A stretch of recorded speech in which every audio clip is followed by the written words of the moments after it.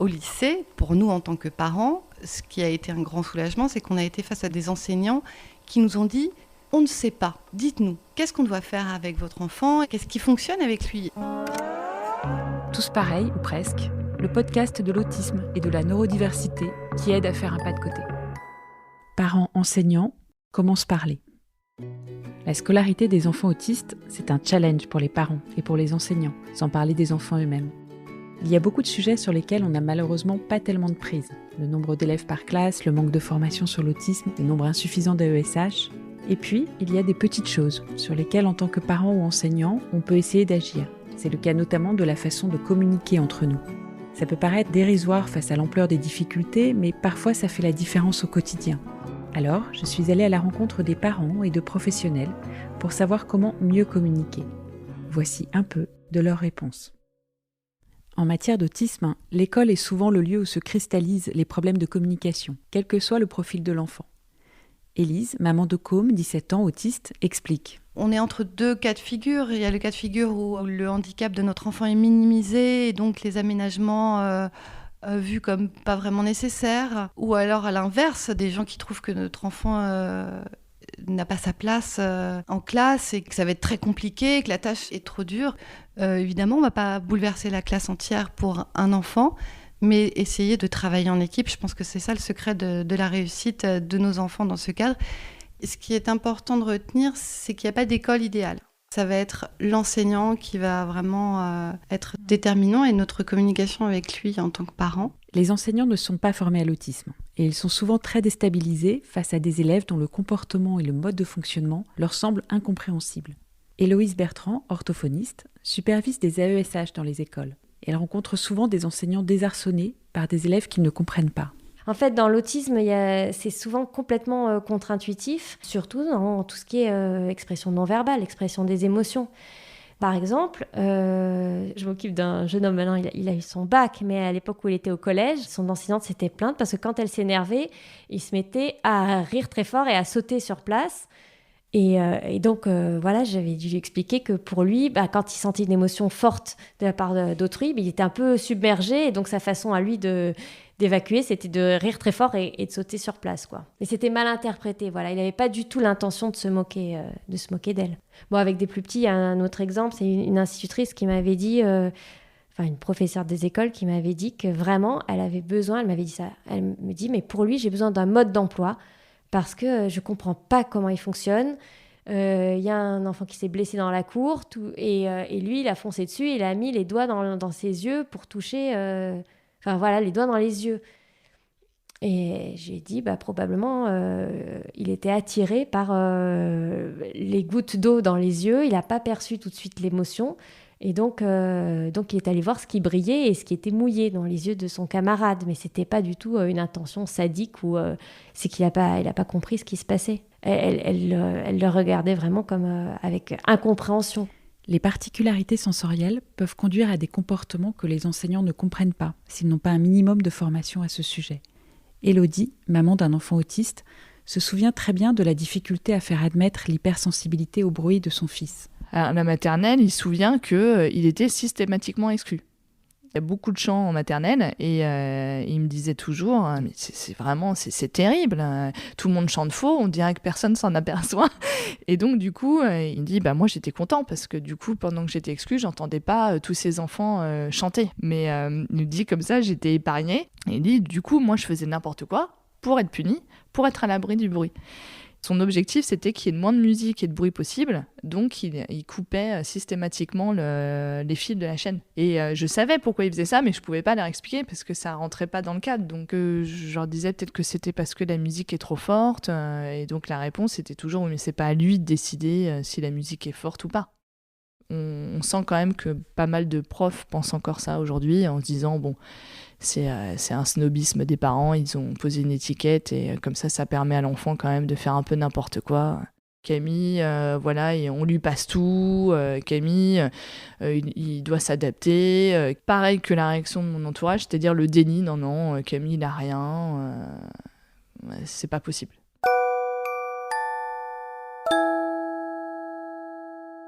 Des exemples de comportements qui mettent en difficulté l'enseignant, il y en a beaucoup. Et parfois, les difficultés vont bien au-delà de celles qu'on vient d'évoquer. Dans ce contexte difficile, comment faire pour maintenir quand même le lien qui permettra à l'enseignant de se sentir compris et aux parents de se sentir soutenus? Pour Héloïse, orthophoniste et superviseuse dans les écoles, le conseil à donner aux parents, c'est de montrer à l'enseignant qu'on reconnaît les difficultés qu'il évoque, qu'on est conscient du problème, d'autant plus qu'on les vit aussi à la maison, parfois en tant que parents. C'est important que les parents disent qu'ils ont repéré aussi cette difficulté et que cette difficulté est en travail. C'est-à-dire qu'ils sont en train de travailler dessus, il y a toute une équipe de pros aussi sur l'affaire, mais que pour l'instant, c'est pas évident. On pense qu'il faut défendre nos enfants et tout ça. Mais en fait, en rajouter une couche, c'est-à-dire de dire « Ah oui, bah, il vous a traité d'andouille. Oui, bah écoutez, je savais que vous alliez m'en parler un jour parce que pour nous, c'est la catastrophe. Il nous dit tout le temps nos quatre vérités. Et alors, quand c'est dans la famille, c'est hyper embarrassant. » Voilà, on est dans le même bateau et on cherche ensemble une solution. C'est pas du tout la même... Et ça dessert pas l'enfant. En fait, nous, notre premier mouvement, c'est de le défendre, de dire « Ah oui, non, mais vous comprenez, le pauvre petit, et ceci, cela. » Mais en même temps, le pauvre petit, il a encore marché sur les pieds de quelqu'un, voilà, de dire « Bah oui, il marche sur les nôtres aussi. » Et croyez-moi qu'on on essaie de trouver une façon que ça s'améliore. Pour Héloïse, les parents peuvent aussi dire aux enseignants qu'il n'y a pas de honte à avoir de l'appréhension quand on est confronté à l'arrivée d'un enfant autiste dans sa classe en début d'année. Ceux qui ont peur par expérience, il faut éviter de les rassurer trop vite parce que sinon ils flairent l'embrouille, quoi, de dire « mais non, ça se passe très très bien. » Voilà, ça n'a jamais rassuré personne, quoi. C'est plutôt, et ça encore une fois, c'est un peu à contresens, c'est plutôt de dire oui, vous n'êtes pas le premier qui a peur et c'est plutôt... adapté d'avoir peur parce que grâce à ça, vous allez être extrêmement à l'écoute de l'enfant qu'on va vous confier. Et en fait, c'est ça le secret, c'est d'être à l'écoute. C'est pas de savoir des choses, c'est vraiment d'observer avec humilité et de se dire « Oh, bah ça va pas marcher. » Et puis, et on va tenter autre chose. Pour Élise, maman de Côme, ce n'est pas un problème d'être face à un enseignant qui dit qu'il ne sait pas faire. Bien au contraire.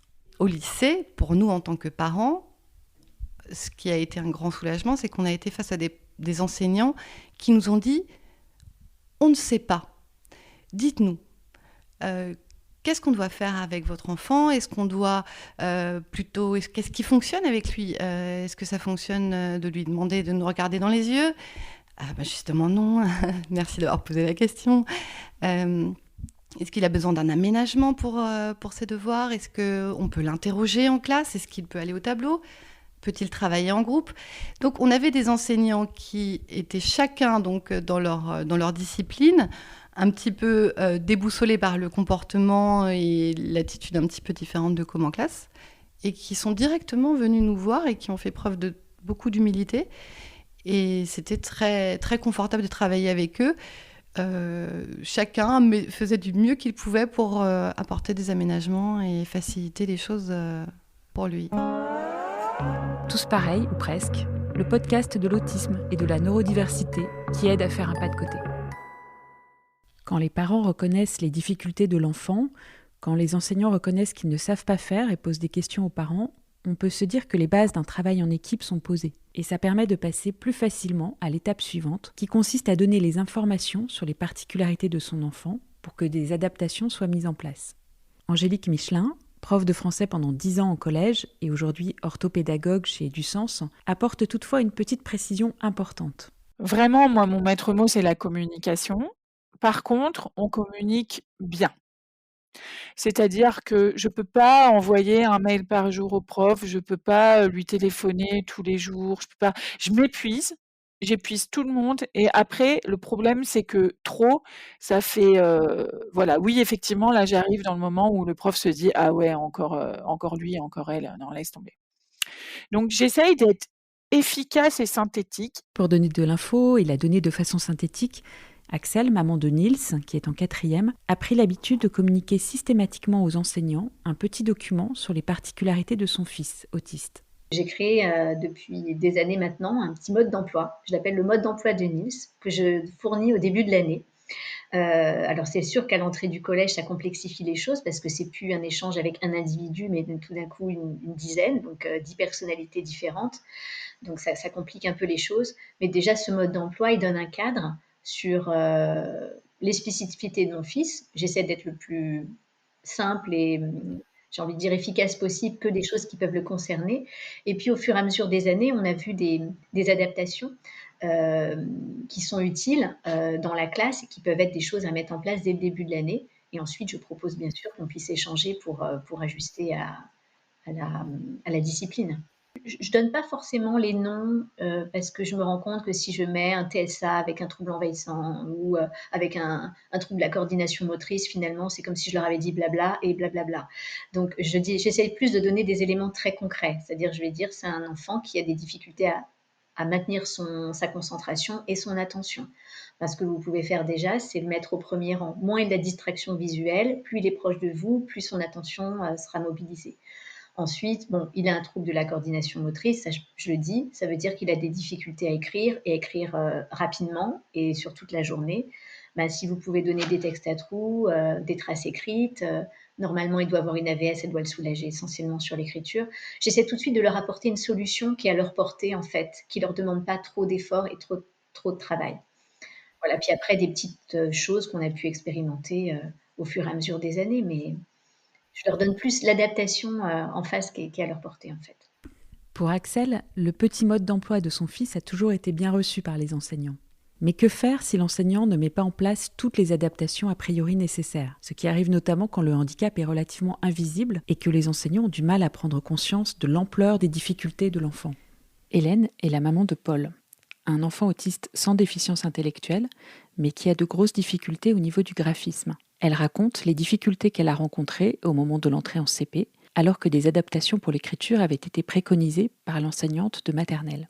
Il n'est pas capable d'écrire comme on le lui demande. Et à la rentrée, il avait déjà rencontré sa nouvelle maîtresse qui m'avait dit « Oh non, mais avec Paul, il n'y aura aucun problème. Je l'ai vu, moi j'en ai vu d'autres.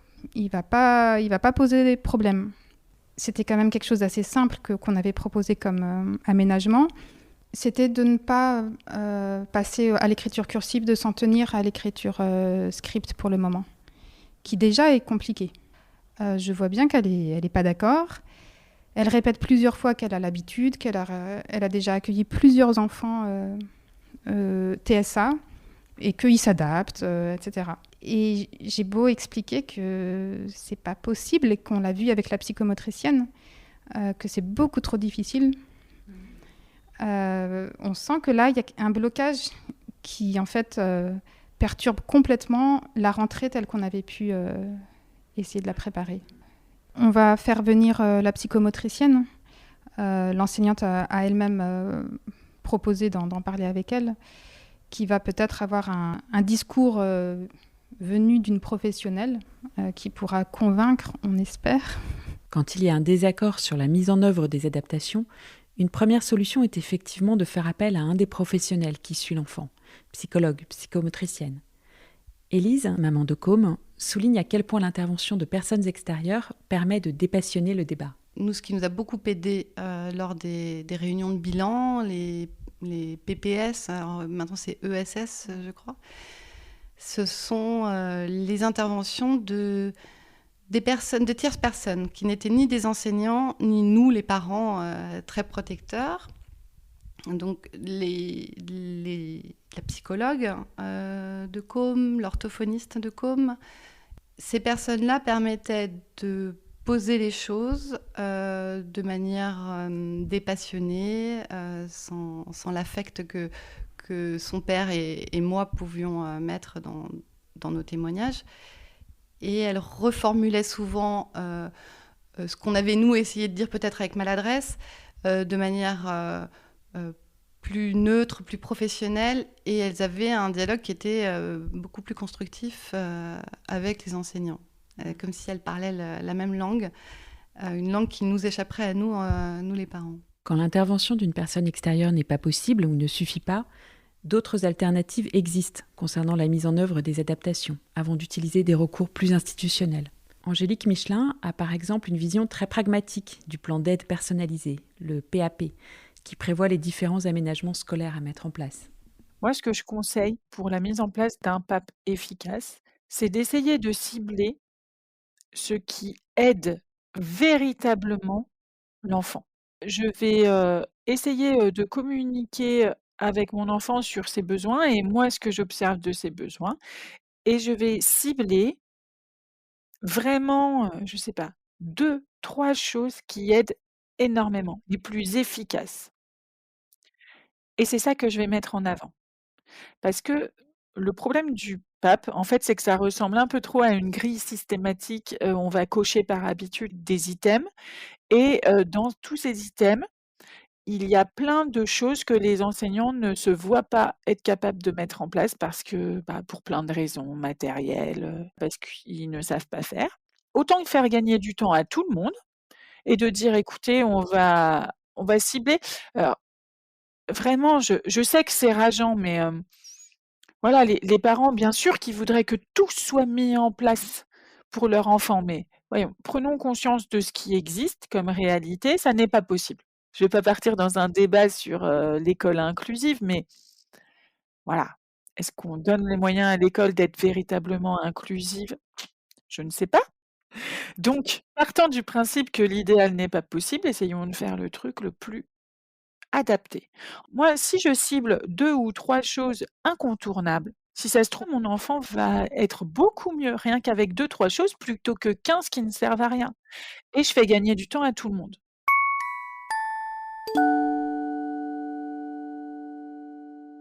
Pour créer une relation de confiance et de partenariat autour de l'enfant, il y a aussi ces marques d'attention qui vont permettre de se parler d'humain à humain, notamment pendant les entretiens parents-prof qui tournent parfois au dialogue de sourds ou au sport de combat. Angélique Michelin a 2 casquettes, celle d'enseignante mais aussi celle de maman de 2 enfants atypiques. C'est peut-être ce qui lui permet de se mettre plus facilement à la place de l'un ou de l'autre. C'est difficile de s'imaginer le quotidien d'un enseignant, en fait. C'est très difficile parce que tout le monde est allé à l'école, donc tout le monde a l'impression de savoir ce que c'est que l'école. C'est pas vrai, tu sais pas ce que c'est que l'école tant que tu l'as pas vécu de l'autre côté. Rapidement, tu peux être un petit peu face à quelqu'un qui se méfie et je crois que la première chose à faire dans les entretiens, même des entretiens qui se sont extrêmement mal passés, pour moi en tant que mère, la seule chose qui est parvenue à calmer, c'est de dire: «Écoutez, il y a une seule chose que vous devez savoir, c'est que je suis le parent qui s'inquiète pour son enfant. Je m'inquiète pour mon enfant. Voilà. J'ai peur. J'ai peur pour lui. Je pars pas dans les accusations, je parle de moi». Cette façon de faire que décrit Angélique et qui est théorisée dans la CNV, méthode de communication non violente, amène à parler de ses propres besoins et à essayer d'entendre celui de l'autre.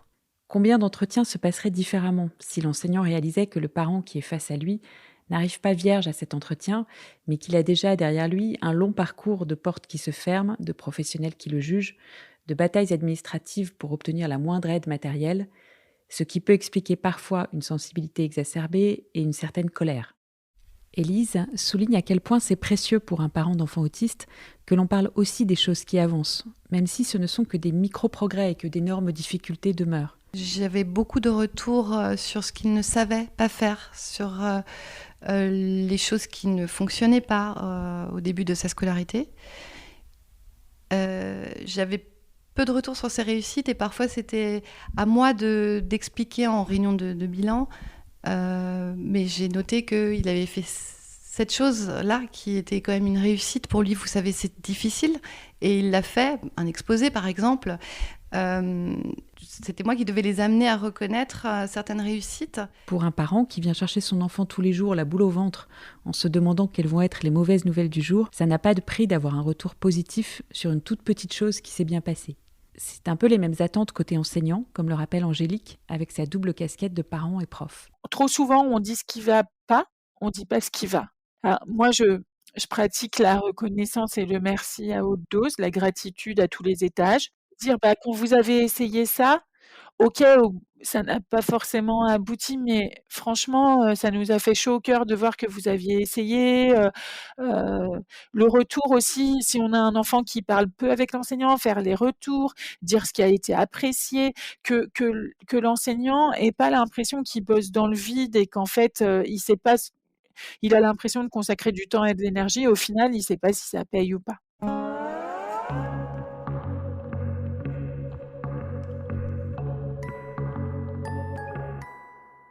Cet épisode se termine et j'ai un peu peur.